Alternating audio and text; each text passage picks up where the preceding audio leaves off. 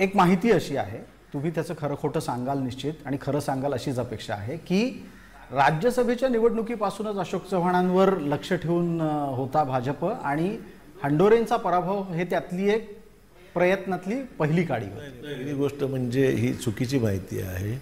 हंडोरेंचा विषय हा महाराष्ट्रातली विधान परिषदेचा विषय, राज्यसभेचा संबंध नाही. याच्या अगोदर जे 6 महिन्यापूर्वी जी निवडणूक झाली त्यावेळेस हंडोरेजींना मतं कमी मिळाली, जवळपास 9 मतं ही फुटली. त्यावेळेस ही वस्तुस्थिती आहे. आणि त्या गोष्टीची अशोक चव्हाणांनी कुठल्याही कधी असा दगाफटका कधी केला नाही. आणि मला मुद्दाम सांगितलं पाहिजे, हंडोरेंच्या मतदार यादीमध्ये मी नव्हतो. मी दुसरे 2 उमेदवार होते, भाई जगताप होते आणि हंडोरे होते.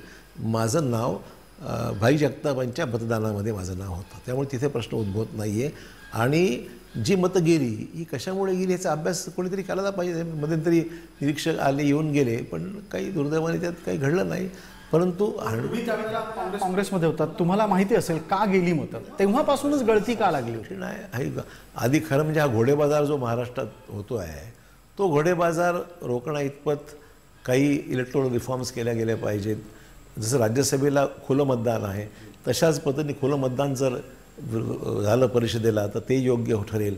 कारण की परिस्थिती फार बदलत चाललेली आहे आणि विधान परिषदसुद्धा हा अडचणीचा विषय आता होत चालला आहे.